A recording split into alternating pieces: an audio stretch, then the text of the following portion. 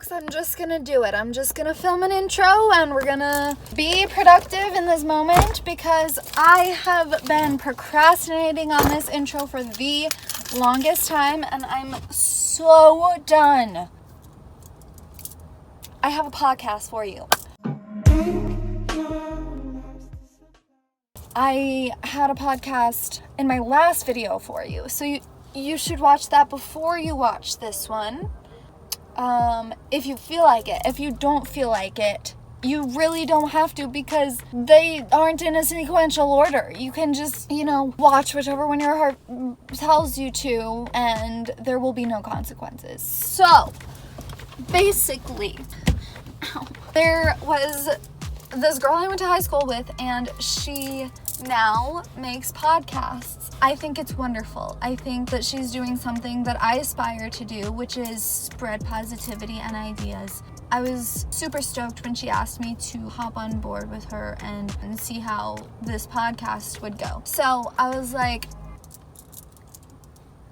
don't gotta ask me twice. So I did it and we got a lot of conversation out of it. However, her recording setup did not work, unfortunately, so she has nothing to put on her podcast, which makes both of us cry because that I feel for her on that one. It sucks to put hard work into a project and then have it completely go down the drain. It's happened to me a few times and it just is absolutely horrendous. So, good news is that I filmed it on my phone.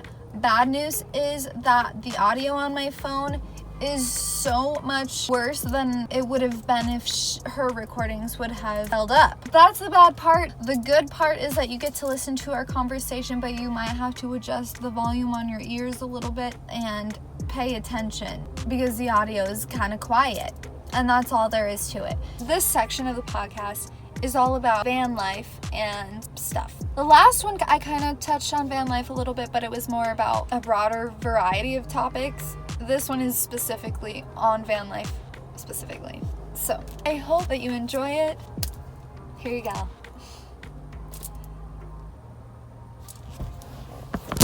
Okay.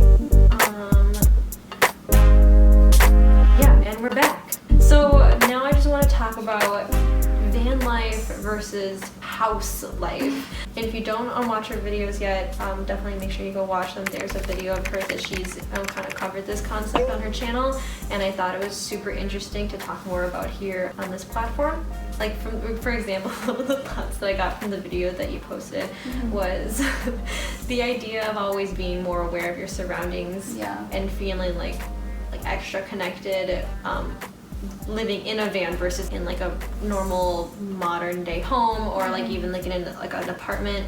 I just think that just was a really interesting observation that you had, and I wanted to know what you meant more about like being more connected to your surroundings and your, Yeah, I definitely had more of an awareness of like my safety being in a van because it's not as much of a protective barrier physically than a house would be, especially a house with security, you know what I mean? Yeah. I was kind of more cautious to let people know where I was staying or like let people who I don't know that I was living in a van. Yeah. If like somebody saw me walk to my van and they looked sketchy, I would move instead of sleeping in that area. I guess just like awareness of predators, awareness of weather. When I was in my van, like I said, I didn't have AC, so like I always was just at the disposal of the weather, and like if it was hot out, I couldn't sleep with blankets.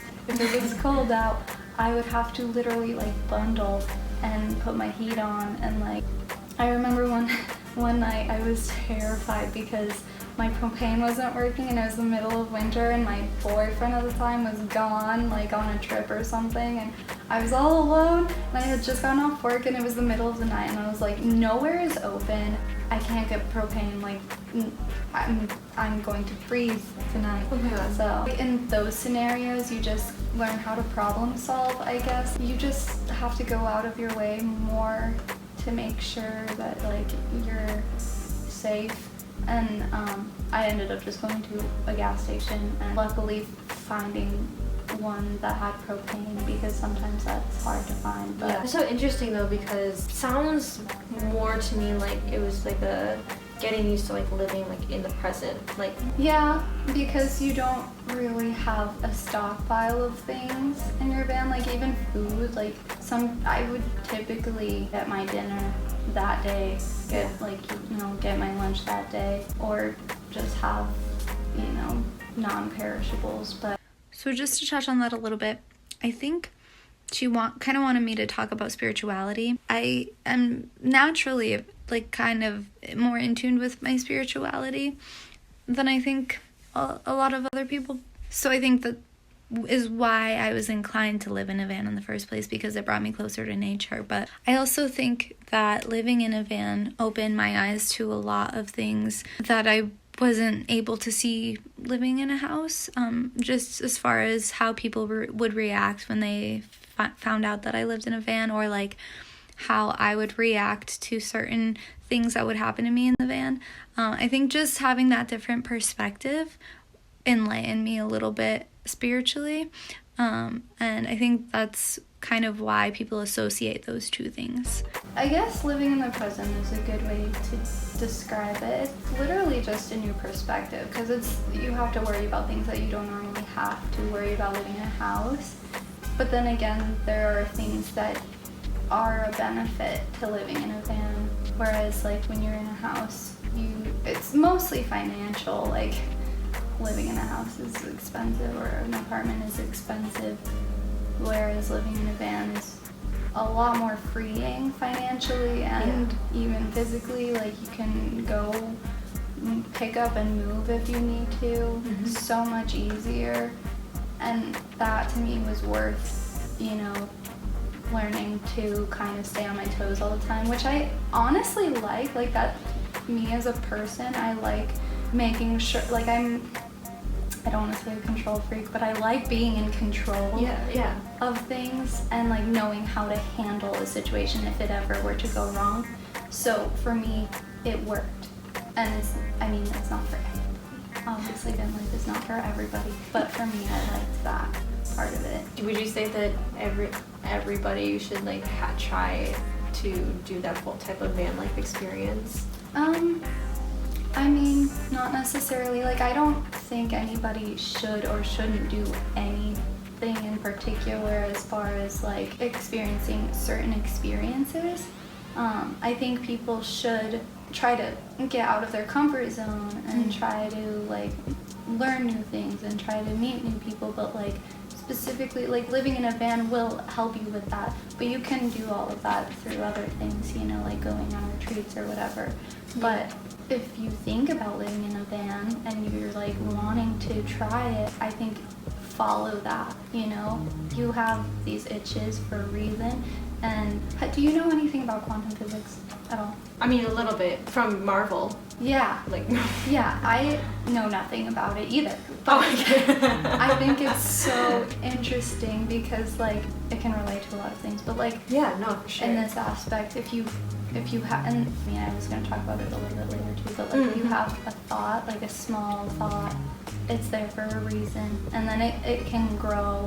And if you let it grow, it can turn into something really beautiful. So like if you think about living in a van, then like obviously there's going to be obstacles that you have to overcome to get there, but it will grow and it will turn into like something of value that you've learned. And I just was asking because I'm so intrigued by when people say like there are some certain experiences in life that you just have to not force yourself, but in a positive way, for lack of a better term, to like force yourself to dive into and to experience, to broaden your perspective or gain a perspective. Like for instance, like a lot of people say that everybody needs to be in like the food service, like waitressing, and at some point in their life to gain like the appreciation of it. I always think of like that example. I have never been a waitress or worked in the food industry, but for some reason I have like this huge appreciation for like the people who wait on tables and everybody in the food industry, like in like restaurants, I suppose. Maybe some people need that perspective Right. though.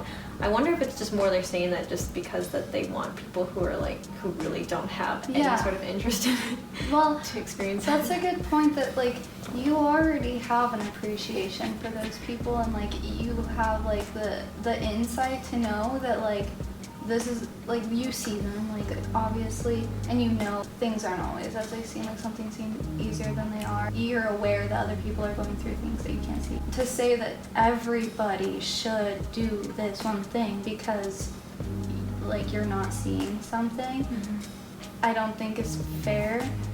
And that's why I say, like, I don't think anybody should or shouldn't do something based off of that, because, I mean, some people already, like, have that awareness, you know? And the only thing I think you should do is make sure that you are aware, and if you... It's hard to explain. I'm I lost totally my train of following. thought, but, like, always chase the awareness, always chase and, like, educating yourself. And if there is something that you're afraid of doing because of some like physical aspect or financial aspect, but you want to do it because you think that it'll better you as a person, I think definitely find a way to do it. Yeah, to like learn how to trust your instincts, trust that like whatever you're feeling, this itch or this like desire to move towards, it just know that like no matter where you think you're limited or where you think that it's going to be a challenge and there's like doubt that you won't be happy or fulfilled, just follow it. I mean, there's a reason why it kind of came into your reality. There's a reason why that you have some sort of like interest about it in the first place. So see where that takes you. I definitely think that that's something that I would say that everybody should trust more. I know I need to do that more. Yeah. I guess I really thought that the idea of like how you felt like that you were more aware of your surroundings and stuff like that. Yeah. I mean physically, but I guess I was interpreting it also as like not only like living in the present because you have to problem solve all the time, but also like kind of like, almost like spiritually because you kind of, I mean like Right. you don't have like neighbors or like Yeah. That's what I wrote here, like gives me a sense of freedom, minimalism, closer to nature, connection. Yeah. All of those things are like good. You think about them and you're like, I should try that, you know. Minimalism, I should try that.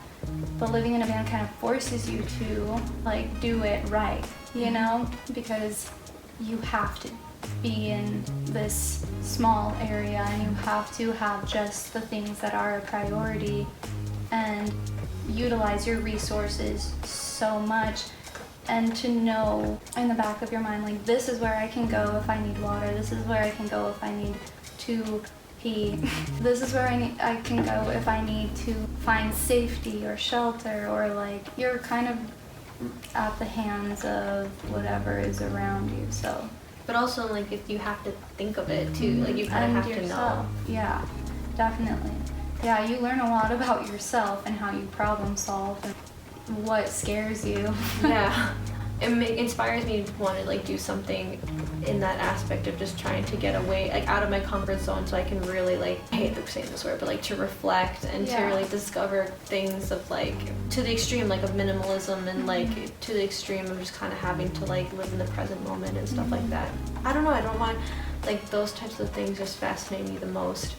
And I don't know why I don't always like follow like my instinct to like do those It's things. because it's easy not to. It takes work to like do something that you've never done before, or like find a new way of thinking. And I mean, you have a good way of thinking, like that's why you like are aware of all this stuff. Like, to put yourself in a position to where you have to rely on like other parts of your intuition or other, you know, parts of your problem solving skills. It's kind of scary. So it's like I think people don't want to put themselves in a position where they feel like that they're making this harder than it needs to be. Exactly. People are always like, why are you living in a van? Yeah. Why are you making it harder on yourself than it needs to be? Like, you say that it's so hot and you say it's so cold and you say it's like hard to like do this and that. Like, did I ever say that I didn't want to do it though? Like, did I ever say that that's gonna stop me? Like, this is just the facts. Like, these are the things that I have to deal with. That doesn't mean you're not gonna pursue a career path because there are obstacles. You're not gonna like having children. Exactly. I was thinking of that one too. It's the rewarding aspect of it that makes it worth it. Like that was like the full thought right there. It's interesting because getting out of your comfort zone is always a hard thing to do, and learning new things and putting yourself in a position where maybe you want to start a YouTube channel and you buy an expensive camera and then you end up not doing it because you couldn't handle the editing parts of it. Oh my gosh.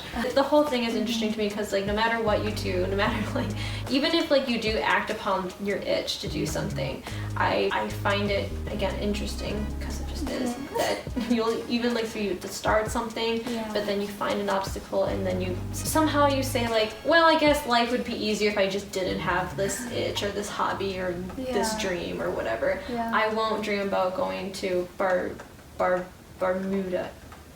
Barbados. What's it? Are those both tropical? Bermuda. The Bahamas. The Bahamas. I won't go on this tropical island vacation because like that would just make me have to spend less money, and I like eating my restaurant food and I like going out and stuff like that. Someplace in the seaside and city. Anyways. For sure.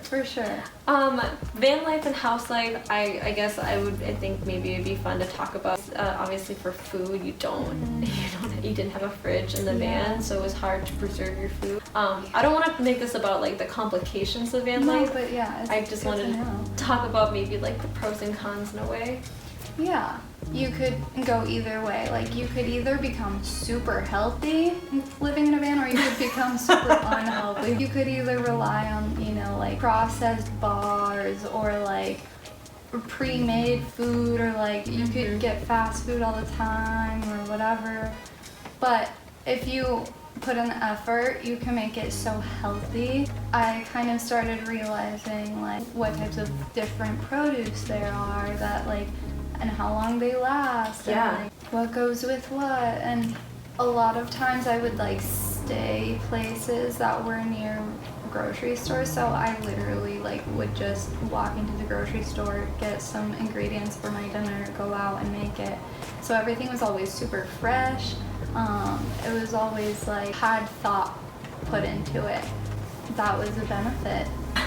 So I feel like that you could say that about house life too. So yes, I agree that the same goes for in a house. Like you can, you have a choice to buy the food that you buy, but I think in a house it's a little more convenient to be healthy because you can have so many more ingredients and you can have a stockpile of so many more options. And when you're in a van, you kind of have to, like we talked about earlier, live in the present. Think about what your meal is going to be. Put more thought into it so that when you go to the store, you know exactly what you're going to get so that you don't over purchase and then your food goes bad. You know what I mean? So I think that's why I answered that way. I guess, yeah. You could easily say like, I could just be living in just like the sea of fast food and processed food, but then I could also put in the effort. I wonder like, so what was like some of your go-to like favorite meals and like that you would consider more on the healthier side when living in a van? Rice for sure. Like I would always get instant rice, which is probably not as healthy as fully intact rice. I love me some Trader Joe's jasmine rice, the microwavable kind. Honestly, the salad bar at Whole Foods. Like I was across the street from a Sprouts. I'd go get like. Yeah, me too. We don't have any. We don't have Sprouts up here. That's so depressing. We have to go south. I hate that. Sprouts was the spot. Dried fruits and vegetables. Oatmeal was a huge thing. Like I got on the oatmeal train so hard. Like we got raisins, walnuts, like peanut butter, and then we would chop up some fresh fruit on top. And it would be easy because we had our little stove, so we would our little propane stove. We would just heat that up, and then throw all this good stuff in it. Yeah. That was non-perishable, and so it was super easy to do that and super healthy. I had a lot of advantages because of just like where I worked and like where I was staying. So I don't really have that good advice on like if you're, traveling all the time. it would be kind of hard. But I guess if that was the case for people who wanted that type of van life lifestyle, I'm sure that they'd probably put more effort in the equipment. Yeah, in the van. exactly. Like the salad bar just sounds like a good time. I almost said lit. I had to fight that urge. I don't know where that came from. Let's talk about synesthesia. I'm so interested. So, okay. I hope that you enjoyed. There will be more to come. Hopefully not as far in the future as it took for me to upload this one in comparison to the last podcast, because it kind of took a little bit longer than I thought it was gonna take to edit, but you watched it. I'm happy. Thank you so much. Please go listen to her podcast. It's called The Human Potential on Spotify. It's all about positivity, self-development, growth. I heart it. I heart you. And I'm sorry about this setup. I have been procrastinating, like I said, on making an intro and outro. This is the best that I could do. I'm finally fed up with myself for procrastinating so much that I just kind of wanted to get it out of the way. And it's night, and I said, it, and here we are. If you like this video, please give it a thumbs up. If you want to see more videos from me, please hit the subscribe button and follow me on Instagram. My name is Amber F. My name is Amber F. Bourgeois on there. I post whenever I post. I post on my Instagram whenever I post on YouTube, so you'll always know. Also follow Mandy on Instagram too. Her name is Mini Panda on there. Oh, comment down in the comment section your thoughts on the conversation in this podcast, if you'd like to see more conversation about that topic, or if you'd like to see other topics discussed, and just anything else you want to comment. Thank you all so much for watching, and I will see you in my next video. I love you all so much.